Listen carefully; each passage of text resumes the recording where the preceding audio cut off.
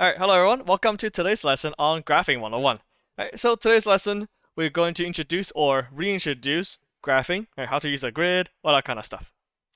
Because this is a very important part of math. Right?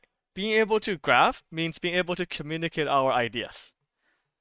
Right? So from our last lesson, we talked about how math is all about pattern recognition and making patterns into equations. Right? And that's what graphs do. They are essentially the visualizers of those equations. It's like the picture books of math. So, starting with a bunch of definitions, as usual. The x-axis, right, is the horizontal line. So that's this line right there. Right, that's the horizontal line. Right, and as you can imagine, y is a vertical line. Right, for my gamers out there, if you play Minecraft, think of it as the x and z coordinates, like the left and right, and then the up and down. Right, and then the origin, that's where the axes meet. So this is gonna be this point in the middle right there. Right, so this is the point where the x and y axis meet. Right, the origin is always going to be at 0, 0. The quadrants, right, those are what we call sections that divide the graph into 4. Right, so quadrant, as the name implies, right, quad means 4. So there are 4 of those areas we need to know. So the top left, the top right corner right here, that's quadrant 1. We denote it as Q1, 1 in Roman numerals. Quadrant 2 is like this, right here. Quadrant 3 is down here. And quadrant 4 is down here.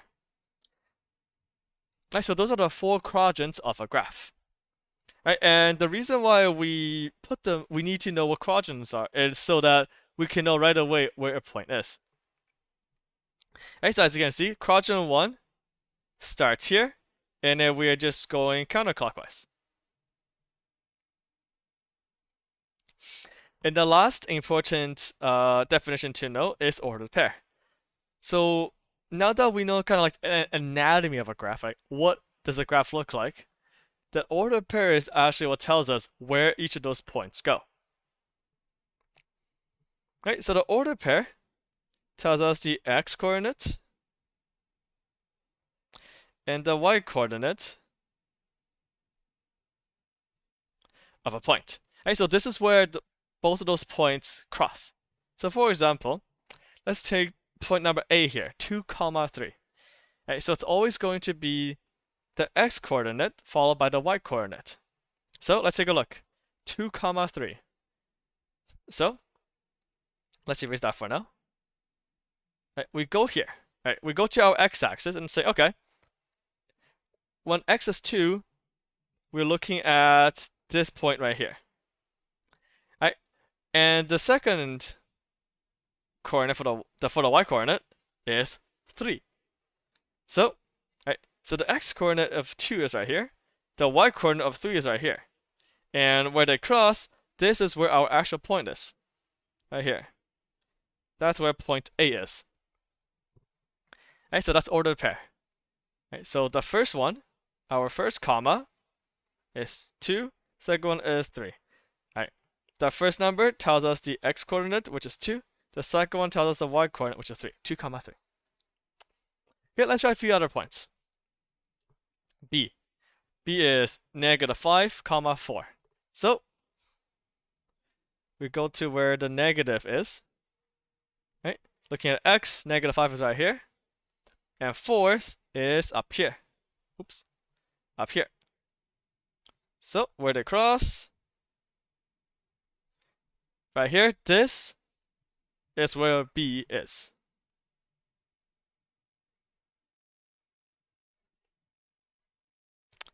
Okay. C, 3, 6. Oh, sorry, 3, -6. Right, so we look for 3 here, -6, where they cross, C. And then D, -7, -7. Neg -7 here, -7 here. Boom, boom, boom. Right there.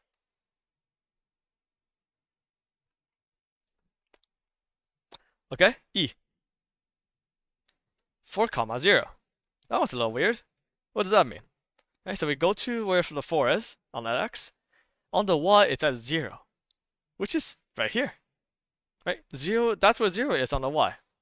Right? Because if 5's here, 4's here, 3, 2, and 1, 0 on the Y is right here. And on the X, we have 4. So where those points intersect, right there. Right, so this is where the point is. Right, when x is 4, so it's 4 to the right, y is 0. There's no y here.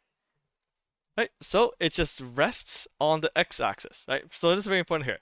This actually touches the x-axis and is resting on there. Okay, and inversely, we got f. Right, x is 0, y is 9. So as you can imagine, when x is 0, that's where it is. Right, because there's no, it's not like to the left or the right. It's just in the middle here. Y is 9, which is up here. We got f. Okay, G. I got decimals. Right, doesn't matter. Same idea. Got 8.5 and 9.5, 8.5. 9.5, we know it's between 9 and 10. Right, so it's gonna be somewhere right here. 8.5 is somewhere between 7 and 8. Sorry, between 8 and 9. So somewhere over here. So where they cross? So this little point over here.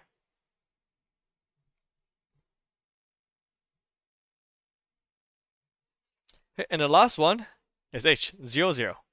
Right? I might have mentioned this earlier already, but 0, 0 is the origin. Right? That's where both of those axes are in the middle of both axes. Right? So that's how we plot the points. It's always going to be x as the first number, y as the second number. Right? What about the quadrants? Right, we can see that 2, 3, point A is well in quadrant 1. Right? It's right there. Point B, quadrant 2. Point C, quadrant 4. D, quadrant 3. Oh, that looks like a 4, sorry.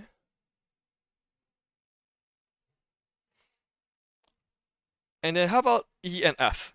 Right. Both of those are resting on an axis. So they don't actually belong in a quadrant, right? We can just leave it blank. Just a little dash to say they're not in a quadrant. G, quadrant 1. And H, that's the origin, right? So no quadrant. Right, so we notice a quick little small pattern here, right? If both numbers are positive, if the x and y are positive, they're in quadrant 1. If x is negative, y is positive, they're in quadrant 2. If both numbers are negative, they're in quadrant 3.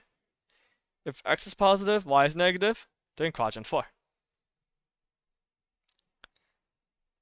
Alright, and of course we can go backwards. Right? Looking at those points, what are the order pairs? So, same idea. Looking at point A here, right? Looking at its x, it is 5. And looking at its y, it is 9. So, it's written as 5, 9. Okay, that's it. Alright, so we can do the same with all the points. For B, 9, 9. C, 9, 5. D, 1, -3. E, 1, -6. F, -6, 1. And G, -3, 1. Okay, just like that. And lastly, what about the distance, or the length of the line between them? Right, between A and B, right, we can just count how many grids there are, right? So just 1, 2, 3, 4. There are 4 grids between them, so the length of the line between them is 4. How about D and C? That one's a little trickier. Right, so from D and C, it's a diagonal here, right? But we can see how much they change vertically and horizontally. So from D to C, we're going from 1 to the 9 here, right? Because the x value of D is 1, the x value of C is 9.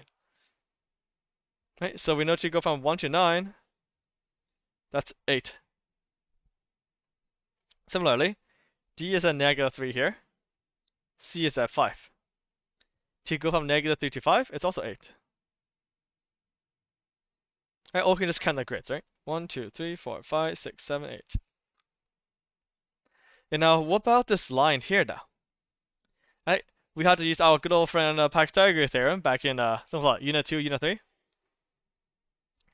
That we know it's a squared plus b squared is c squared. Right, the length of the sides squared equals to the hypotenuse squared. So we know the side length of both is 8. Hypotenuse is that diagonal. So 8 squared plus 8 squared is c squared, right, which is 128. And to find a c, it's just square root 128, which is around 11.3. Okay, and that's it. Right, so with that being said, here's a little graph that you can try to draw your own little photo. Right, I drew a little rocket ship there, but you can draw whatever you like. Of course, school appropriate. Well, if you're watching this at home, can't really stop you, but you know what I mean. Right, so yeah, this lesson is just more so kind of get you to be more familiar with how to read graphs, how graphs work. Right, but starting from the next lesson, right, we're gonna work a lot more on what do those dots actually tell us, right? All those dots have a story to them.